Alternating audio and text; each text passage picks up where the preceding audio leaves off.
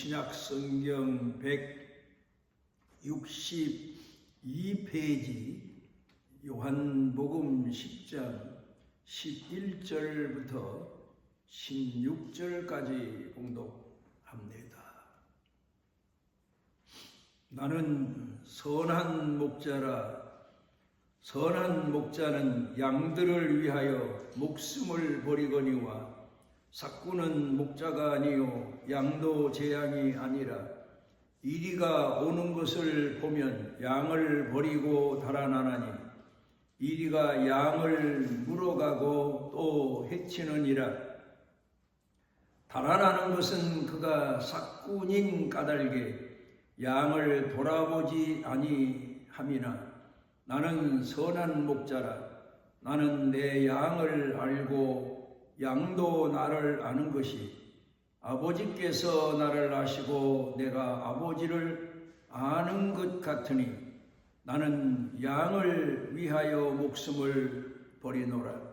또 이 우리에 들지 아니한 다른 양들이 내게 있어 내가 인도하여야 할 터이니 그들도 내 음성을 듣고 한 무리가 되어 한 목자에게 있으리라.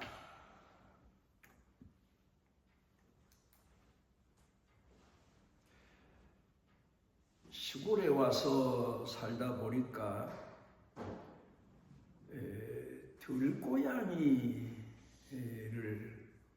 아는 기회가 되었던 것 같습니다. 몇 년 전에는 들고양이가 집 주변을 맴돌면서 음식 쓰레기를 가져다가 땅에 묻으면 그걸 파헤칩니다. 그리고 거기서 먹이를 찾아 먹는 것 같아서 그래서 가끔 고양이가 먹을 만한 음식을 내주었더니 이 고양이가 얼마 지나지 않아서 나만 보면 조금 떨어진 곳에서 야옹야옹 거립니다. 먹이를 달라는 신호죠.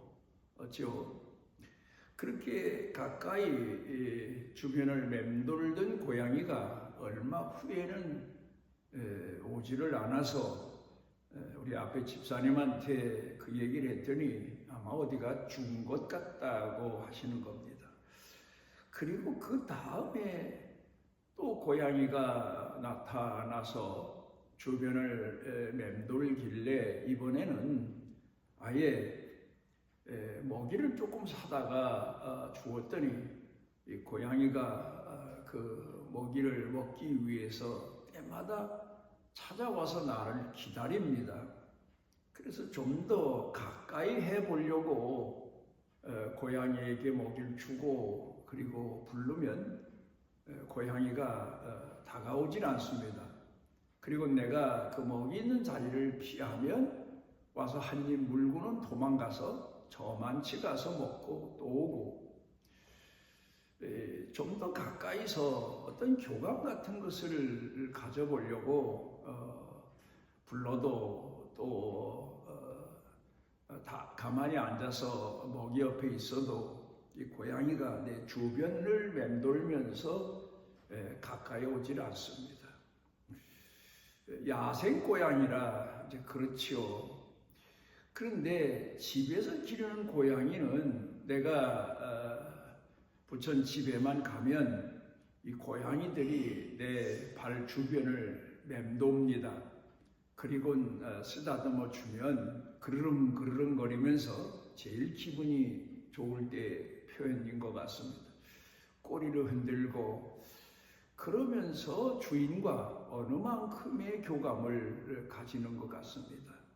그런데 집에서 키우는 가축들 중에서 주인과 제일 그래도 교감을 많이 이루고 사랑받으며 사는 짐승은 강아지가 아닌가 그렇게 생각이 되어집니다. 주인이 부르면 꼬리를 치고 주인에게 다가오고 또 어디 한나절 멀리 갔다가 다시 집에 오면 반기고 꼬리를 치고 그러면서 주인을 따르고, 그리고 주인을 위한 충성심이 대단하지 않습니까?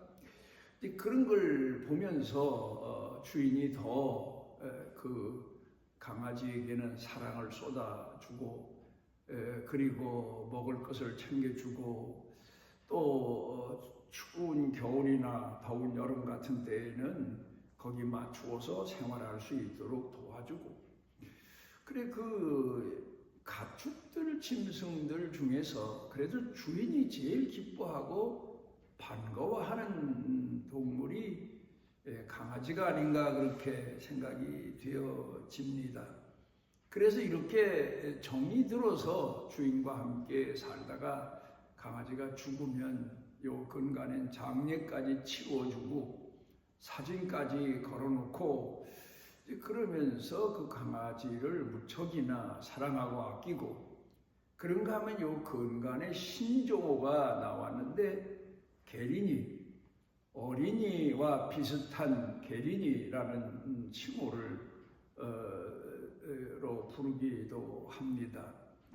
이렇게 짐승이지만 사람과의 교감을 통해서 사랑을 더 받고 그러면서 삽니다. 그런가 하면 이 가축들은 대부분 먹이 때문에 주인에게 순복하고 주인을 따르고 먹이를 얻기 위해서 주인에게 꼬리를 흔들고 그러지만, 그래도 그 중에서 강아지는 먹이도 물론 중시 여기고 먹이를 제일로 여기지만 그보다는 주인을 더 반가워하고 또 때로는 두려워하고 주인을 따르는 그런 짐승이라서 사람들 사는 곳에는 강아지들이 많이 키워지지 않나 그렇게 생각이 되어집니다.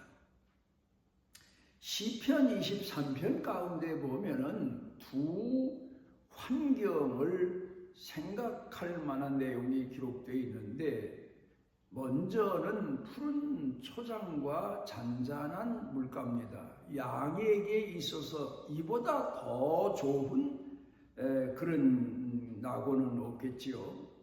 그런가 하면 그 밑에 그 다음에 고백되는 내용을 보면 사망의 음침한 골짜기가 나옵니다. 아마도 거기는 주변에 짐승들로부터의 위험이 있고 먹을 것도 없고 고생만 하는 그런 아주 고통스러운 그런 지역에 처하게 되는 내용을 고백하고 있습니다. 그런데 여기에서 우리가 생각해 볼 수 있는 것은 푸른 초장과 잔잔한 물가, 물론 거기에 목자가 있습니다. 그런데 거기에서 양이 목자와 함께 살 때보다는 그 아래 내려와서 사망의 음침한 골짜기, 고생하고 주변의 맹수들에게 위협을 받아가며 사는 그런 곳에도 물론 목자와 함께 삽니다. 그런데 중요한 건 오히려 그 사망의 음침한 골짜기가 더 목자를 가까이 할 수 있고 목자의 사랑을 더 많이 체험할 수 있고 받을 수 있고 누릴 수 있는 그런 장소인 것을 보게 됩니다. 그래서 우리가 생각해 볼 때에 이 가축들에게 있어서 물론 생명이 있는 것들은 식물이나 동물이나 다 마찬가지이지만 그가 필요하는 먹이가 물론 있어야 됩니다. 물이 있어야 되고 푸른 풀이 있어야 되고 배를 불리울 수 있는 먹이가 있어야 되지만, 그런데 가축들에게 있어서 가장 더 중요한 건 그 이상의 먹이, 그 이상의 양식, 그게 바로 주인으로부터 받는 사랑입니다. 주인과 교감을 이루면서 주인으로부터 사랑의 먹이를 받고 사랑을 받고 그리고 사는 것이 최고의 행복이지 않나 그렇게 생각이 되어집니다. 사람들 중에는 가끔 나이가 드신 분들이 젊은 아이들 사랑하는 모습을 보거나 그 사랑의 광경을 지켜보면서 얘야 인생을 살아봐라, 사랑이 밥 먹여주냐? 말하자면 사랑 가지고는 안 된다. 먹는 게 더 중요하고 사는 게 더 중요하고 돈이 더 중요하다. 그런 얘기를 합니다만은 그게 옳은 얘기인가? 물론 우리 사회를 산 경험 있는 분들의 얘기니까 귀담아 들을 필요는 있지만 그러나 한 가지 본인들이 모르는 게 있습니다. 그게 뭔가 하면은 바로 본인 자신이 그만큼 사랑을 잃어버렸다는 겁니다. 사랑의 의미를 상실하고 사랑의 실체를 상실하고 그리고 사랑의 깊이를 상실하고 잃어버린 그런 데서 나오는 이야기요. 또 아직 사랑을 시작하는 젊은이들에게 철부지라고 무시하고 멸시하는데 그게 바로 본인들의 사랑이 식어지고 본인들이 가진 사랑이 타락되고 본인들이 가진 사랑의 의미를 상실하고 사는 자기 자신에 대해서는 잘 알지 못하는 그런 이야기고 충고고 또 말이란 말입니다.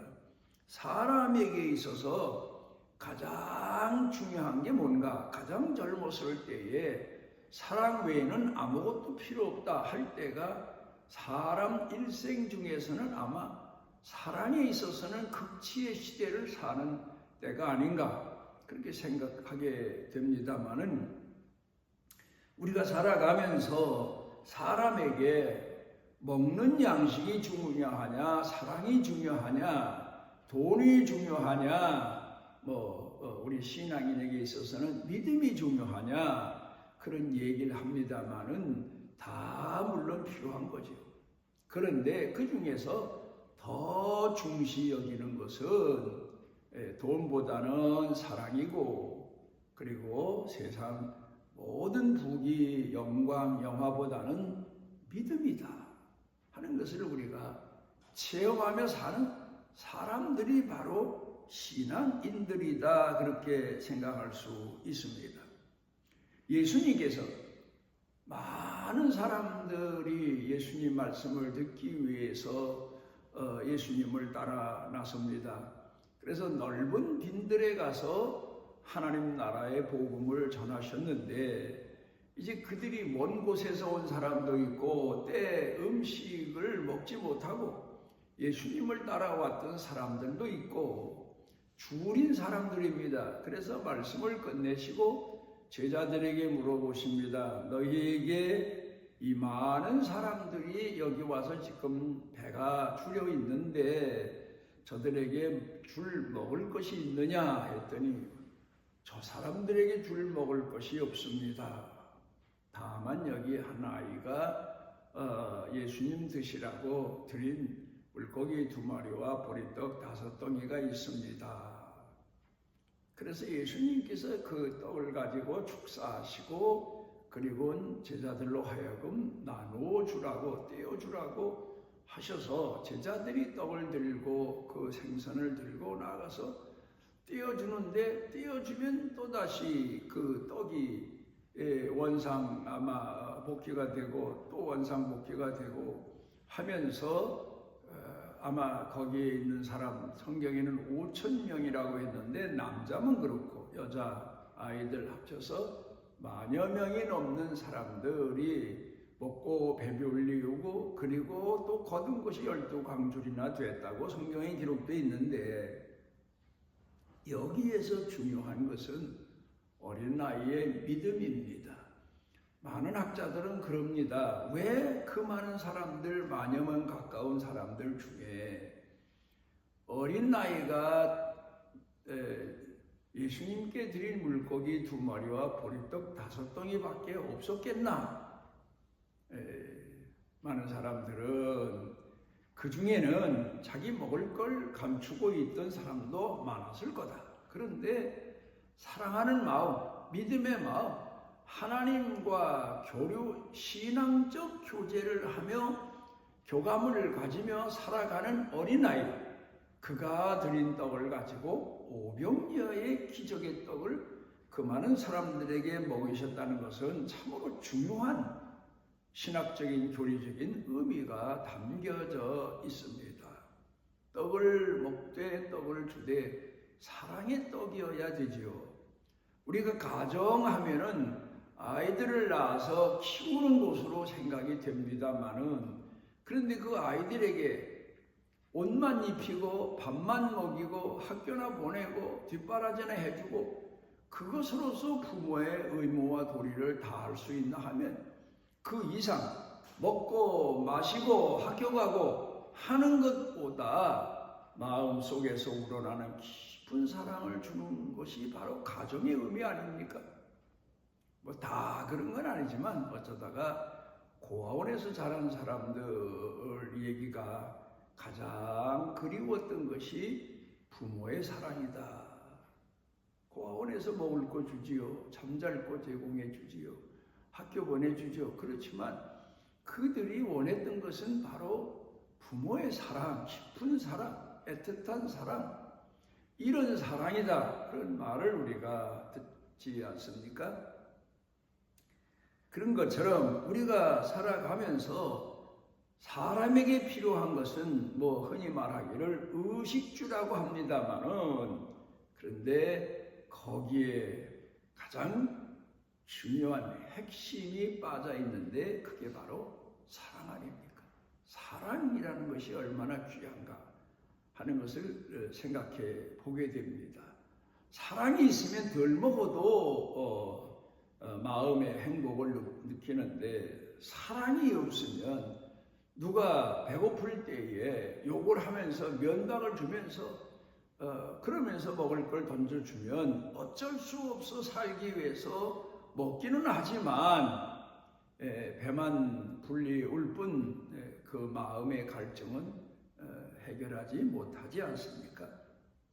오늘 성경 본문 말씀 가운데서 예수님께서는 나는 선한 목자다 그렇게 말씀하십니다.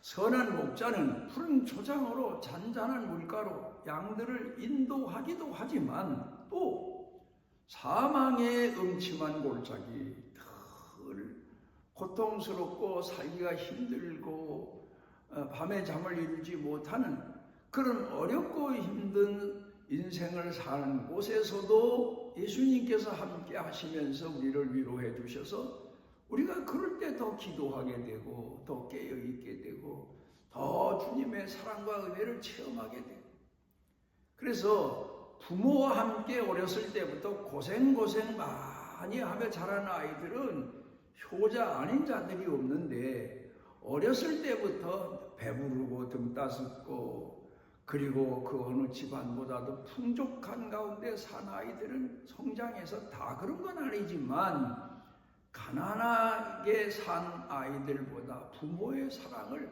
그렇게 깊이 절실하게 체험하고 느끼고 마음에 새기고 그렇게 살지를 못한 것, 그게 바로 흠이 아닙니까?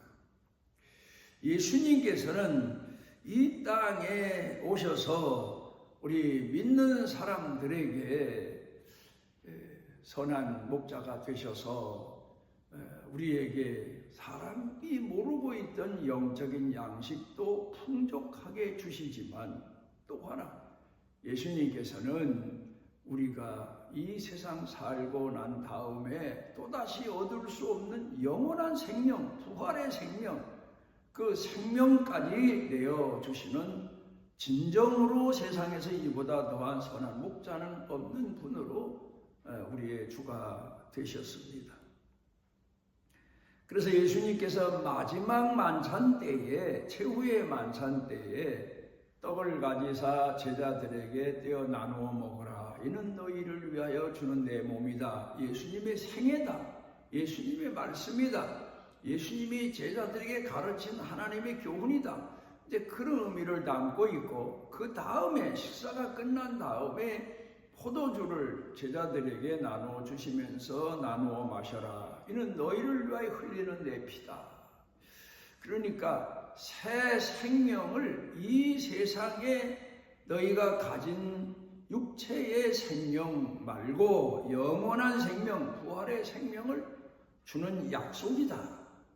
부활의 생명에 참여할 수 있는 사람은 그 허물과 죄가 다 하나님 앞에 사함받은 자라야 되고 하나님의 자녀로 인침을 받은 자라야 되는데, 그래서 내가 너희를 위해서 피를 흘려 십자가에 못 박혀 죽는 거다. 그런 뜻으로 가르쳐 교훈하시고 계십니다. 그런데 여기서 또 하나 중요한 게 있습니다. 교회의 시작이 어느 때부터인가? 물론 예수님이 오셔서 복음을 전하시고 예수님과 함께 거하는 그 자체가 신앙생활이고 교회의 시작입니다마는, 예수님께서 부활하셔서 40일 동안 자주 제자들에게 나타나셔서 제자들에게 하나님 말씀과 그리고 가르치신 말씀의 확증을 보여주셨지만, 이제 그 후에 40일 후에 제자들을 모으시고 승천하실 때, 하늘로 때가 되어 승천하실 때에 제자들에게 당부하신 말씀에 너희가 예루살렘을 떠나지 말고 하나님이 약속하신 성령을 기다려라. 그렇게 당부하시고 가시지 않습니까? 그래 제자들이 예수님 승천 후에 마가의 다락방에 모여서 120문도가 그 약속하신 성령을 받기 위해서 얼마나 열심히 기도했더니 삽시간에 하늘에서 불이 땅에 떨어지는 것처럼 모든 사람들의 가슴이 뜨겁고 세찬 바람이 세상을 휩쓸고 가는 것처럼 성령께서 그들에게 임하셔서 그들이 성령 충만함을 받고는 세상에 나아가 복음의 증인이 되고 순교자가 되고, 그리고 오늘까지 우리에게 복음이 전해져서 우리가 주 예수 그리스도를 구주로 영접하고 하나님의 자녀로 오늘을 살아갈 수 있는 이 고귀한 복을 누리게 된 겁니다. 여기에서 가장 중요한 것 바로 성령님의 임하심입니다. 그래서 초대교회 때 보면은 예수님에 대한 교훈도 알고 또 모세에 대한 율법의 교훈도 아는데 성령이 뭐냐 하고 사람들이 반문할 정도로 교회는 성령을 강조했습니다. 성령은 하나님의 영입니다. 우리에게 임하셔서 우리로 하여금 하나님의 말씀에 진실을 깨닫고 깊이를 깨닫고 생명력을 깨닫고 그를 가슴에 새기고 그 말씀에 순종하며 살아가도록 우리를 이끄시는 하나님의 능력입니다. 그런가 하면 우리로 하여금 쉬지 말고 기도해라, 그렇게 성경은 당부하고 있는데 왜 기도하라고 했습니까? 그건 바로 하나님의 영이 우리 안에 거하시면서 우리로 하여금 하나님의 깊으신 뜻과 사랑과 은혜를 깨닫고 누리고 그리고 힘입어서 이 세상을 믿음으로 승리하며 살아갈 수 있도록 우리를 깨워주시기 때문입니다. 성령 충만함을 바로 우리는 예수의 영이라고도 하고 성령은 하나님의 영이라고도 합니다. 예수님이 약속하신 하나님의 영이시란 뜻이지요. 그런데 성령께서 우리에게 임하실 때에 놀라운 사건이 우리 속에서 일어납니다. 여러분, 믿지 않은 사람에게 예수 믿어라, 믿어져야 믿지요. 물론 우리가 복음을 전하긴 하지만 믿어지질 않는데 어떻게 믿습니까?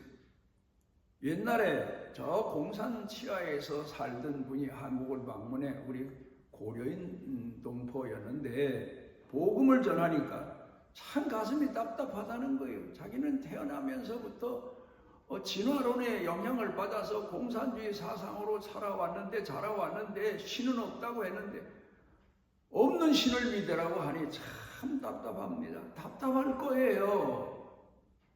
목사는 하나님이 믿어지고 하나님의 사심이 믿어져서 그 하나님의 사랑과 복음의 은혜를 상대방에게 전하려고 하는데 본인은 믿어지질 않는 거예요. 우리가 하나님 앞에 받은 축복이 뭡니까? 하나님이 믿어진다는 거예요. 보지 않은 하나님이 믿어지고 우리가 어렸을 때부터 자라오면서 우리가 피부로 느끼지 못한 하나님이 믿어지는 것. 이게 바로 성령께서 내 안에 거하시는 증거입니다.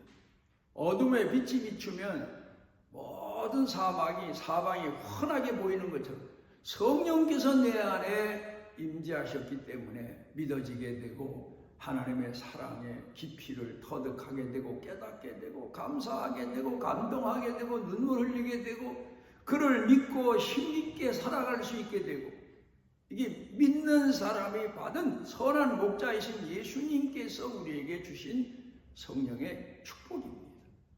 나는 선한 목자다. 영원토록 이 세상뿐만 아니라 저 세상까지도 선한 목자가 되셔서 우리를 이끄시는 분이 바로 하나님의 아들 예수 그리스도시요 그분이 약속하신 성령이시요 하나님이 보내신 영이신 성령이시라는 사실을 우리는 마음 가운데 새기고 오늘도 성령의 도우신 은혜를 통해서 하나님 앞에 감사하고 찬양하고 신앙인에게 주신 이 놀랍고 감추어진 고귀한 행복을 마음속 깊이 누리며 살아가시는 축복을 누리시기 바랍니다. 우리를 사랑하셔서 주 앞에 모으신 아버지 하나님, 세상 끝날 우리에게 그리스도의 보혈의 공로로 죄사함의 은총을 누려 하나님의 자녀 되게 하시고 그리고 그 증거로 성령을 받아서 예수 그리스도를 구주로 영접하고 하나님을 아버지로 섬기고 오늘 이 땅 사는 생활이 사망의 음침한 골짜기일지라도 우리의 선한 목자이신 예수 그리스도의 사랑을 마음 가운데 충족시키고 행복해 하고 놀라워하고 감탄하고 노래하고 찬양하며 살게 하신 이 고귀한 은혜를 더욱더 감사하고 응답하며 사는 축복이 나날이 넘쳐가게 하여 주옵소서. 예수님 이름으로 기도드리옵나이다. 이스라엘의 하나님 여호와께서 그 날개 아래 보호를 받으러 온 내게 온전한 상 주시기를 원하노라. 죄인들에게 생명의 떡이 되시고 영원한 생명이 되시기 위하여 이 땅에 오셔서 십자가에 못 박혀 피 흘려 죽으신 우리 구주 예수 그리스도의 무한하신 은혜와 독생자까지도 아끼지 아니하시고 죄인들의 태산보다 더 큰 죄를 다 사하여 하나님의 자녀 되도록 인도하시고 축복하신 아버지 하나님의 만극하신 사랑과 우리 속에 내재하셔서 빛이 되게 해주시고 깨닫게 해주시고 하나님과 사랑을 교감하며 나누며 찬양하며 응답하며 살아갈 수 있도록 우리 생에 은혜와 복을 더해 주시는 성령님의 능력의 은총이 사랑하는 자녀들 생각 속에 마음 속에 영육 간에 사는 생활 속에 넘치고 넘치도록 함께 하시기를 축원하옵나이다.